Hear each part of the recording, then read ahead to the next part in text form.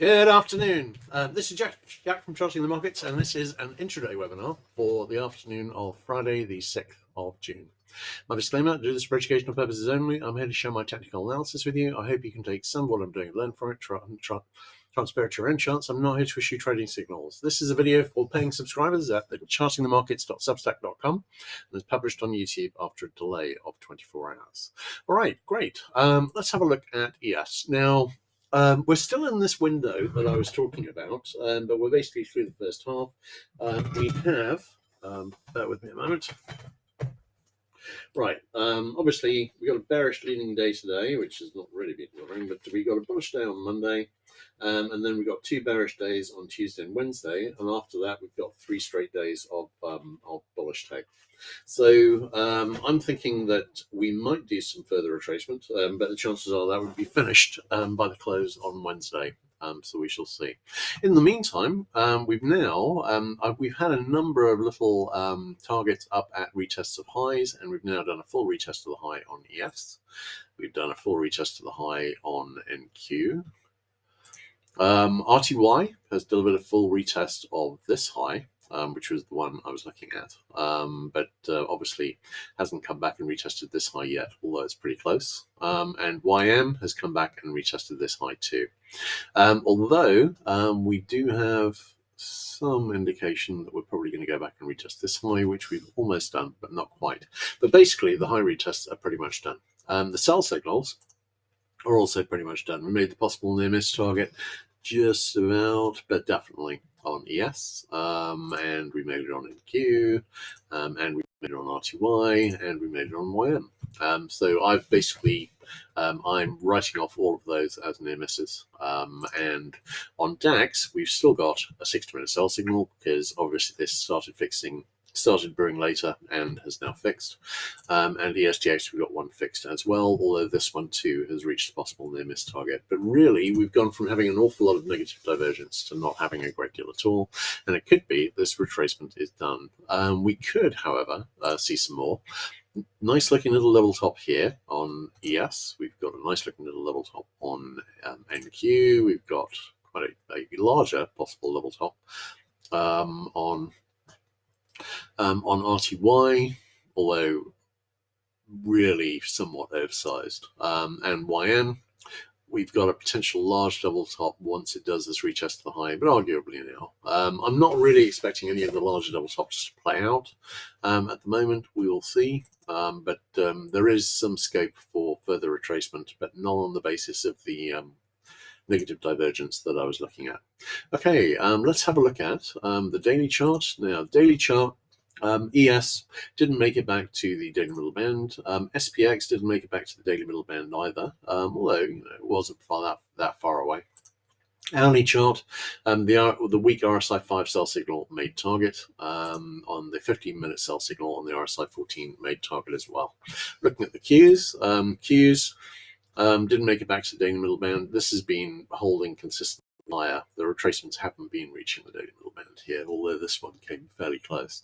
On the hourly chart, the RSI 5 sell signal made target, and on the 15-minute, we had an RSI 14 sell signal, and that also made target. Looking at Dire, come back up. We've already retested this high on Dire, but I'm thinking we may make a move further up. This is kind of a inverse head and shoulders here, but it's way too large. So I've not notched it up appropriately like that, because it's kind of like the one on Nikkei. It might be an indicator that it's going to go up, but what it isn't is actually a true head and shoulders. The RSI 14 buy signal still reached the possible near miss target, and it's probably going to make the full target, so I've not signed that one off yet. And on the 15-minute, we pretty much did that as well. I'm surprised that it didn't make the full target, but it hasn't quite. We will see. All right. Actually, no, sorry, that wasn't a buy signal. That was a sell signal, which did make target. Okay, let's have a look at the IWM chart. Now, on the daily chart, I've after we get a near miss, when it gets back to the 70 level on a sell signal, I write it off. So this is why it's showing no current divergence here. We've got this little IHS here, and this is now breaking up today. I'm thinking this may well follow through to the upside. That's what I was talking about in my post on Tuesday. and we will see how it goes from here. But this is the first break today. On the hourly chart, no current divergence. Well, RSI 14 buy signal has reached the possible near miss target. On the 15-minute, we didn't have a sell signal, but would have made target if we had. We've got a very weak RSI 5 sell signal here, but it's so weak I'm not taking much notice of it. Okay, you can see on the IHS we're now breaking slightly above it. This is the start, and I am wondering whether that might actually make target and go a lot higher. Okay, DAX, we've still got a weak RSI 14 sell signal brewing on the daily. We've got an RSI 5 sell signal fixed. No sign of weakness really at all. We saw another test of the daily middle band. We've seen two in recent weeks, but obviously no break below. On Nikkei, is testing the daily middle band again today. Slightly below it, as long as this doesn't actually suffer some kind of collapse. I know they're having issues in Japan at the moment, but as long as it doesn't go down hard because of that, then I'm really thinking if IWM can make the target on the upside, we might see a retest of the high here on 42.4. Okay, let's have a look at the dollar. Okay, dollar went down a bit more, and I was wondering whether it might, yesterday morning I was wondering whether it might make this target here at 98.4, and the target has now been reached. We've got a pretty nice looking bottoming setup here. This double bottom setup is a bit oversized. This one really isn't. And it hasn't broken up today yet, but it might. If it does, it could get us back up into about the 100.25 area. I wouldn't be surprised to see this continue down, but this is quite a nice looking little bottoming setup here. Looking at the other currencies, on USD, we have a nice looking little potential level top. No signal there. GBP, no signal, potential larger double top here. USD JPY, the declining resistance I'd marked in, and that's broken up today, and we're testing the monthly pivot as if that can break up, then we've got, that's a fairly bullish development, and of course this is positively correlated with the dollar and would support that going up as well. USD CAD, we've got 60-minute buy signal. It's reached possible near miss target. Possible bottoming action, but not really a lot to hang out on at the moment, and nothing really much happening on Australian dollar or NZ. Right, let's have a look at bonds. Now, bonds are looking pretty interesting. Now, I did say when we did this move up here that it was still a very nice looking rising wedge. We could be breaking up, or this could be a bearish overthrow. So we've come back down, and now we've broken down below the wedge support. This could deliver. This possible IHS that might be forming here isn't looking as nice now, but it's still potentially on the table. But really, this kind of looks like a bear flag, which would be setting up a retest to the low. And I'm wondering if we're going to see that. And it's not alone. ZN, this was a potential bear flag channel, and that's broken down today. And at the moment, we're not making much headway towards the double bottom target that may be failing into a retest of the low. Looking at, just going to have a quick look at the bigger picture charts on these. TLT, we've got on the hourly chart, we've got another, what looks like a bear flag rising wedge, almost identical to the one on ZB, and that again is starting to break down. If we have a look at TNX on the hourly chart, here we had a falling wedge, because of course that works the other way, and that has broken up. I think we may be going back to retest the highs and lows respectively on these, and that bonds are resolving down. So we will see. And I had a little play. Well, I'm working on this little options project at the moment, and the first two test trades were going to be a short on Tesla to go back to, well, considerably higher than it managed to reach yesterday. And also the other thing was I bet on bonds to head back and retest the lows. So at the moment, those look pretty good. Unfortunately, they never got set up properly because my partner on this, Matt, was too busy because he was moving house. Shame. Those would have been a very nice first two to start off with. Okay, let's have a look at... Right, CL. CL is breaking up slightly. I've been talking about the possibility we would break over this flag resistance. This could be a bearish overthrow. but equally, this could be heading up to an alternate trend line. I do have a possible alternate trend line marked in here in the 67.5 area. In other news, we had an IHS break up here with a target in the 64.5 area, and obviously it finally made that target today. HO breaking up over declining resistance, wondering about a possible extended rally here too, and RBOB, nothing as definitive, but I was noting the other day that if we managed to make it back up to this trendline resistance up in about the 219 area, then this wedge would have expanded. Or we could see a retest of this high here, which could set up a very nice looking double top. Bigger picture, I'm still leaning short, and I think, is there room for a rally here now? Of course there is. So we'll see how this develops. On NG, 60-minute sell signal is fixed, not really delivered anything, never even made it to the possible near miss target. It might still deliver something, but we will see. Do we have a decent pattern set up here? No, but I am wondering if this could be A, B, C in an overall bear flag. So we shall see. If we saw that, I'd be looking for a target really in about the 4.3 to 4.4 area. Looking at GC, we got no sell signal here, although we do have one on silver. But what I'm watching here is the possible little level top here, which is breaking down with a target in the 32.85 area. And this is a pretty nice looking setup. Does this mean that we wouldn't go back up and retest the all-time high afterwards? No, it wouldn't mean that at all. But I am thinking we might see a bit more retracement here. SI, we've got a 60-minute sell signal fixed and a possible little level top setup here, or part form head and shoulders on palladium. No current divergence. We've gone back up. I was suggesting yesterday morning this might, or the morning before, that this might well go back up and retest this high here, and it's done it.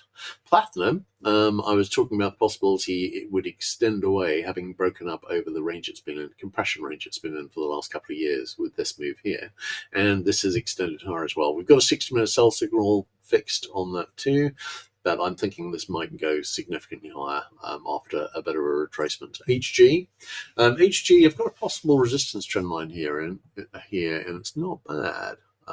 If that delivers, then the next obvious target would be down here in the monthly pivot area, in the 4.68 area.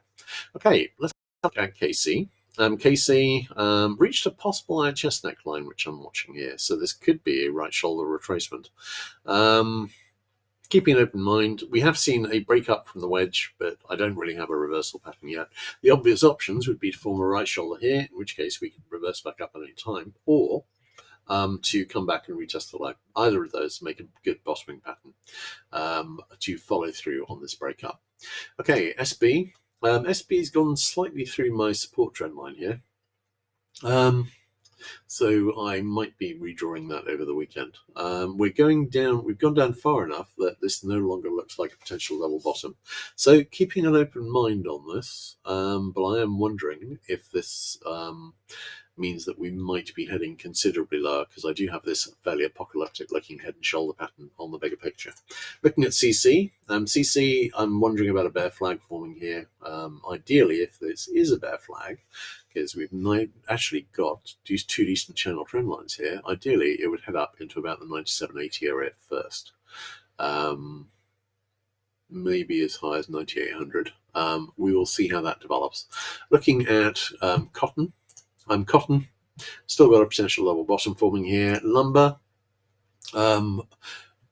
has gone higher. Could this be the second high of a double top? I think it's a bit oversized, but potentially. On the bigger picture, I'm still leaning lower, but is there room to go a bit higher? Yeah, as with oil, there is. Looking at ZW, there's still a potential inverse head and shoulders forming here, although it is a head and shoulder IHS, it will need to break up soon. But it's making potential progress. We will see how that goes. No current divergence on corn. We've got a very nice looking potential level bottom. If we see a sustained breakup over about 4.6, then I'd be looking for a target, I think, in about the 460 to 462 area. On soy, I drew in a declining resistance trend line, and we've now reached it. I'm wondering whether this is a bull flag forming, but obviously this trend line did not work out. So the trend line we'd be looking at for support would be this one here. I don't believe that's actually that is fairly close to a channel support trend line, but not quite. This would actually be a very gently narrowing, rising, falling wedge. So that's where we are on this, where it looks like a bull flag forming, and we are testing the flag resistance. All right, on ZL, we've got a potential inverted head and shoulders forming here. If we see a sustained break up over the current weekly pivot area, obviously it's only the weekly pivot for today, but we've got that at 47.75, then we can see it move up into about the 49.50 area. The 60-minute buy signal has reached the possible near miss target, and I'm probably going to call that over the weekend. Right, live cattle. Live cattle. All right, that's interesting. When I capped the chart, which I'm publishing with this video, I drew in two trend lines, and it's reached one of them. These are potential rising wedge resistance trend lines. So I drew in the two obvious ones because it has gone higher, and drew in the support trend line. So it's testing the first one of those. If it goes through, I'll be watching the second one of those. I think this might be an overall rising wedge, which is becoming clear. On lean hogs, we have gone higher. I drew in the obvious resistance trend line for that, and we've gone through it. So we've got a 6-minute sell signal fix. That's shown absolutely no sign of delivering so far, and of course it might just fail. It's not that far away from failing right now. So we will see how that goes. All right, great. Anyway, apologies for missing this morning. I really don't take a lot of time off, but it's the season where kids are finishing college and stuff. So I was delivering a load of stuff for my daughter. Then my younger son I'm collecting in from university tomorrow. My older son I'm collecting next Saturday. It's just busy. More stuff outside the house to do than normal. All right, great. In that case, that's a wrap. Everyone have a great weekend. And obviously I'll be doing the bigger picture video on Sunday. All right, take care. Cheers.